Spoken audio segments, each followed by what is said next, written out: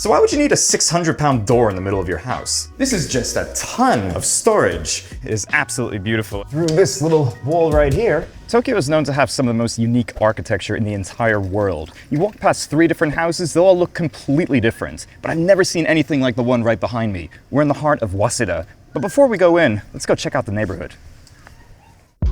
Waseda. It's not just a university, but also a distinct neighborhood of Tokyo itself. It's located in the area between Takada in Toshima to the north and Waseda Machi in Shinjuku in the southeast. With its quaint streets, the Kanda River and its cherry blossoms, and an old-school tram service, it still has plenty of charm. You'll find eateries from all over the world with an emphasis on cheapness. It's pretty hard to find a place here that serves lunch for over 1,000 yen, or about $7 or $8 a person. It also has the lush Toyama Park and its numerous athletic fields and hills, and the 1,000-year-old Ana Hachimangu Shrine, known for its vast greenery, sloping hills, and what the hell is that thing? On that note, let's get back to the property. Oh, we're finally inside. It's really hot out, but I must say, it is cold in here, or, well, chilly at least. That's probably because of the 30-centimeter or about 1 foot thick walls that this entire house is covered in. And right here you can see there's another very thick and nice looking white wall here. This is actually a door. What is behind it, you might ask? Well, we'll get to that later. Before that, let me show you what's behind this door. This is the one bathroom for this entire house. It's 4 stories and a lot of bedrooms, but you only have this one tub. Quite comfy though. I'd say you could probably fit about 2.5 people in here. They're going really for this whole, I don't know, kind of like Greek bath look in here, I would say. But at the same time, with the pipes just going everywhere, it's very industrial looking. I quite like it. So coming out of the bathroom on the first floor, you go down these stairs and you'll see this really thick and heavy door. If you look, it's actually a safe. So why would you need a 600-pound door in the middle of your house? The answer might surprise you, because if you walk right through here, you'll see we're in the middle of what used to be a pawn shop. The owner of this place actually ran the pawn shop and even has all of the original cabinets in here as well. And if you open up this window right over here, there's not much of a window, but there's a secret here. If you come back to this room, you'll see there's all these little panels right here. And all of these control all of the different shutters. So now you can see just how hot and muggy a Japanese summer really is. So coming upstairs, I just want to say that I love these little copper stair rails right here. But before we talk about that, let's go over here and see where the kitchen is. This is an old school Japanese kitchen. You can tell because it has these guys right here. This is where you would put the stove, and you would actually connect the stove via these little gas valves right here. But the owner decided to upgrade it a little bit, so it has an actual stove built into it too. You also have a massive sink. This is for some reason a pretty normal fixture in Japanese houses, but no dishwasher. And right here, if you wanted to get an oven, you could stick it right there. Around the corner from where you guys are right now is another insane looking wall. And this kind of looks like maybe a Japanese helmet or something like that. I'm not quite sure what the design is on this, but this is all tile. And it's right above another very ominous looking door, which again, we will get to later.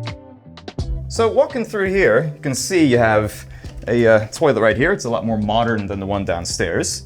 But when you're walking in here, you feel kind of, I'm not going to say claustrophobic, but kind of tight in. The reason being is because the wall is at a very strange angle, and we'll get to why in a minute. Let's go check out the first bedroom. Right through here, you can see that the owner kind of went for a more Japanese vibe. You can see this is the Japanese tatami room. This is 1, 2, 3, 4, 5, 6 tatami mats. And one thing that all tatami rooms must have, or at least all the good ones must have, is a little enclave like this, where you would put a potted plant, or maybe like a scroll that has some calligraphy on it or something like that. So coming up to the third floor, you can smell again the beautiful scent of tatami, even more than the floor below. Why is that? Because there's a ton of tatami in here. This is 12 of these tatami mats right here, so 12 jo as they would call it in Japanese. And it's a little more intricate, I would say, than the one downstairs. You have a more elaborate nook over here, complete with little hooks up here to put your beautiful calligraphy on, and a little shelf over here, which my cameraman thinks is for cats. Maybe? I'm not sure. If you come on over here, you can see the first non-tatami room. It's not much of a room, it's kind of small, maybe even used as a closet or a kid's room or something like that. It's literally just a little bit of storage and that's pretty much it. But if you come over here, you can see what might be the master bedroom. Just watch your step over here. You'll walk right into a very sunny and beautiful little bedroom, complete with an already built-in shelf, AC of course, just keep it a little extra cool or extra hot for whatever season you're in, and some storage right over here.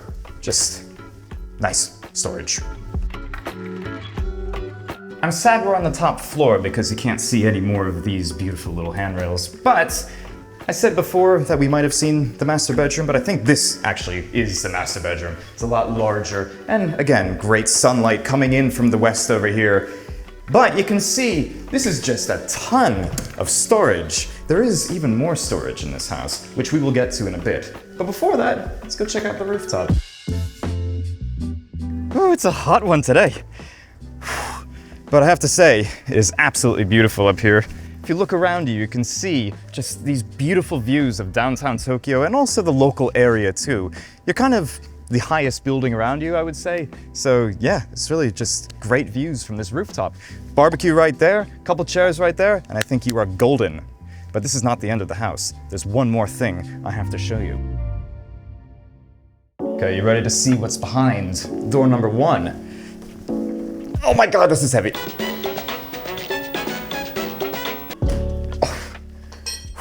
Okay, this is also 1 foot thick. This used to be, probably from, I don't know, a couple hundred years ago, a Japanese warehouse that was built right on the corner here.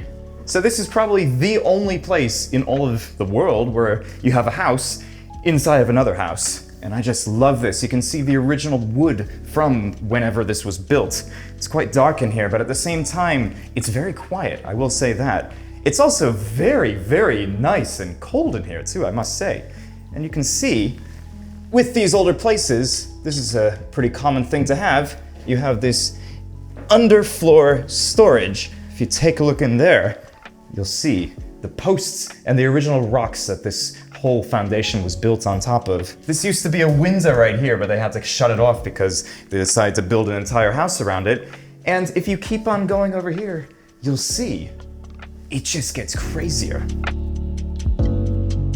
So we're on the second floor of the house within the house, and I just love how it looks in here. If you look up, you'll see the original beams of the ceiling.